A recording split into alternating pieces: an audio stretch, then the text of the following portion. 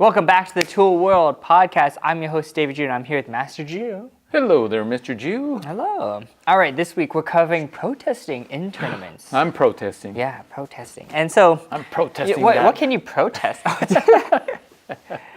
Yeah, what can you protest? Just don't get a mob of people protesting something. Okay. Yeah. No, we were talking about protesting in a tournament. What is allowed? So in our organization, if you want to protest, it's $100. Put your money down with what you want to say. Right. Otherwise, don't even bother. Right. And it also has to be done with the head coach at like a larger tournament. Right. It has to be done in a certain amount of time. So what can you protest? Well, what's your thoughts? Go ahead, you tell me. You can protest anything that's outside of the rules. No. Let me say that again. You can protest anything that you feel is wrong. Yeah. Sure, why not? Score wrong. He missed 3 movements. The other guy didn't hit him.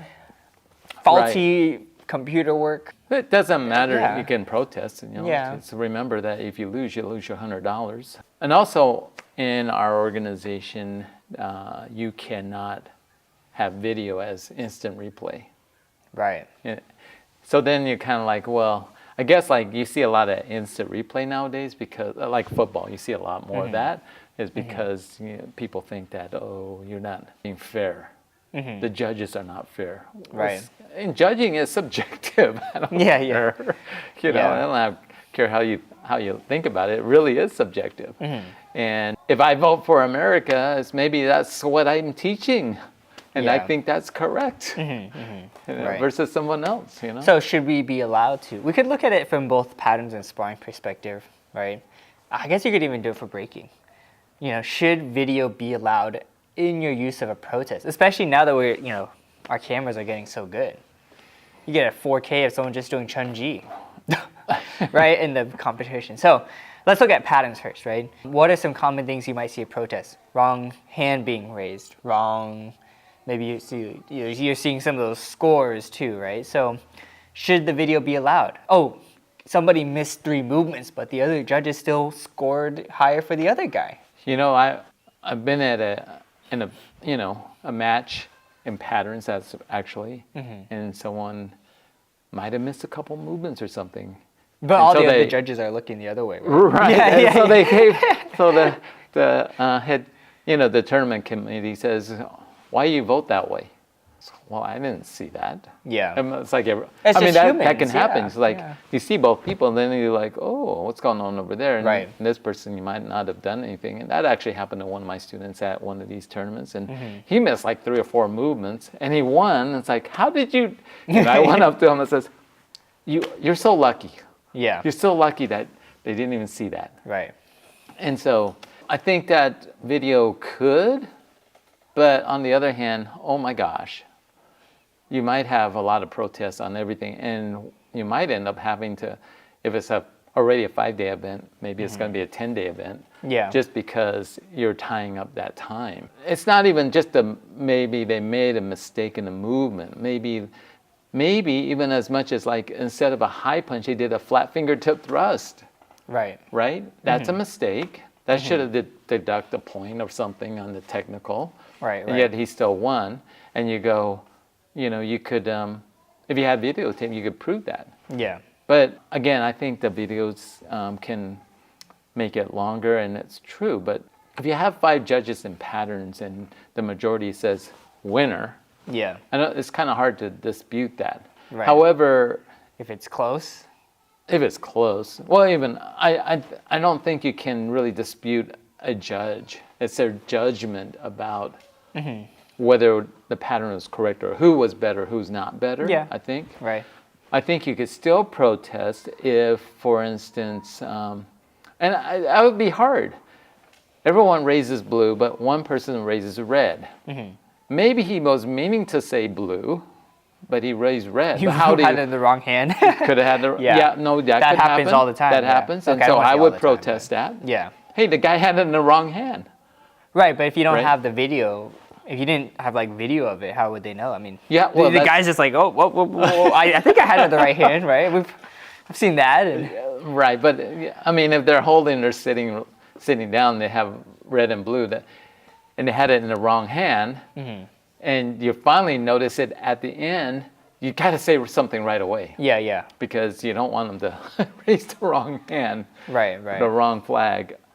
But that's also, okay, so that's talking about flags, but now we have electronics, so you can't see that, right? And so all you see is this big screen of red, blue, and you go, that guy voted for a red? What was he looking at? Right. Again, it's just judgment. You can protest that. I think a thing you could protest is like maybe a bracket, but you better be really on top of your bracket sheet, meaning that they advanced the wrong person. You should definitely protest that. Well, the electronics should take care of that now because it's winner. Just gets that when it goes in, right?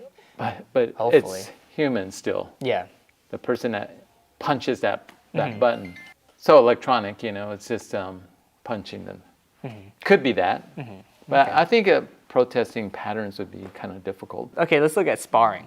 When do you see protests in sparring? And I think this can happen sometimes. Or Example? people feel like they were being scored against. Oh. Right? Yeah, you do see that. They feel like they won. And Right. sometimes you look at it and you go, how did that guy win? Right. It's like, I don't get it. Yeah, I do think that happens. But let's talk a little bit about how does that video come into it. So if you're watching the Olympics, they don't have the sensors in the head for their kicking. So when they see someone do a head kick, they raise their card. Right? And they have a video actually. They have a video, right? So then they go back. They're like kind of like zooming in. They're like, did it touch? Okay, it touched, right? And then they'll give them the so the point video value. can kind of takes away the umpire's scoring, or it kind of helps affirm, or it helps with that subjective. Right. So I think they have less judges. They focus more, on the electronic system on the body, and then the video for like head, right? Or maybe warnings, stuff like that. So then they Right. zoom in and they have one person who goes, yes, good, or no, right? And then they go, there's a dispute, and so they go to the video, and you see just the tip of the little toe touches the head, Right. and that's a score. But that's the same thing with like football too. Right. They do that video replay. Oh, did his foot land in Did the the chest end move? zone, right? Did it touch before he fell over, right? And so that might be the difference between first down, second down, touchdown, things like that, right? Yeah, you're gonna My have knowledge those. of football right there. So, Yeah. Yeah. And that happened with this last Chiefs and Bills game where looks like the Bills might have gotten the first down, and the judges said no. Yeah. They took instant replay. No. Right. And all the Bills fans go, "Are you kidding? What's wrong with your camera?" Right. Yeah, so, should we be using this kind of technology?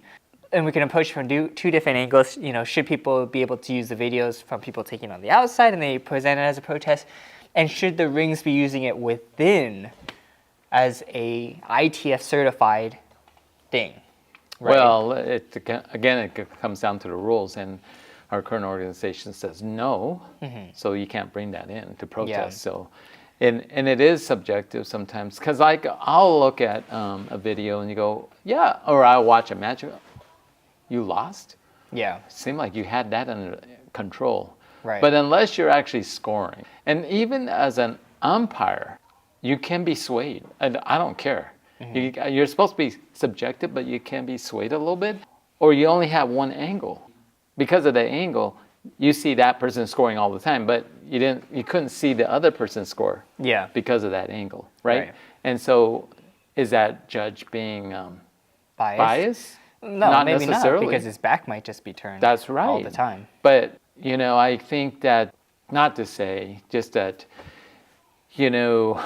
if you're in a match and someone pulls someone out because you think that there's bias, then you're questioning his judging ability, right? Whether he is or he isn't. But that's just their point of view. That's why you have 4 judges. Right. I don't know. If it seems like it is blatant, then maybe it is. I don't know. But I mean, that's true I think too. it'd be good too. Yeah. I mean, you see some of these guys that are like, oh, that person always wins, and you kind of like, and so you end up watching that person. You don't watch the other person. You just say, "Oh, score, score, score." Yeah, score, score, score. Right. And you don't even see the underdog. Right. And as much as you want to try to, eliminate that. So then you could probably, but like I was saying, I could watch something and go, "You lost," and then you go back and you have a video of it, and you go, and then you can start counting. Right. Oh yeah, score.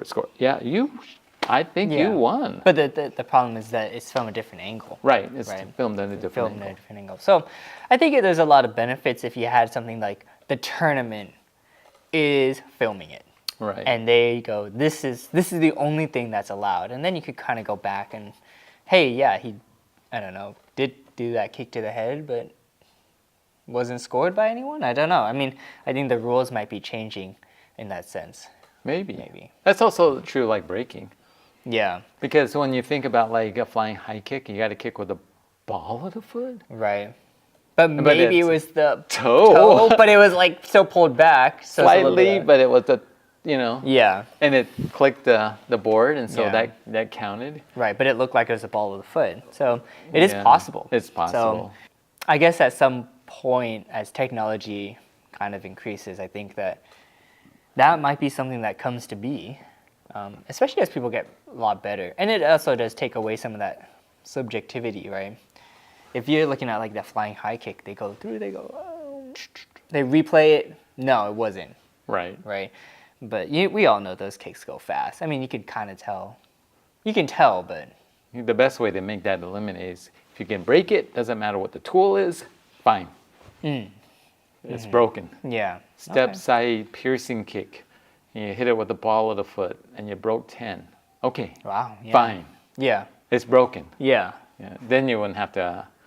I mean, I guess someone will be watching, he kicked with the wrong part of the foot. I'm going to protest that. Right. You could, because technically it's not correct. Right. Right? Yeah. Well, let us know your guys' thoughts. We had a little bit two different topics here, protesting and the inclusion of videos within your protest or scoring-wise. Anyway, so let us know your guys' thoughts. As always, don't forget to be safe. Keep training. And we'll see you guys next time. Taekwon.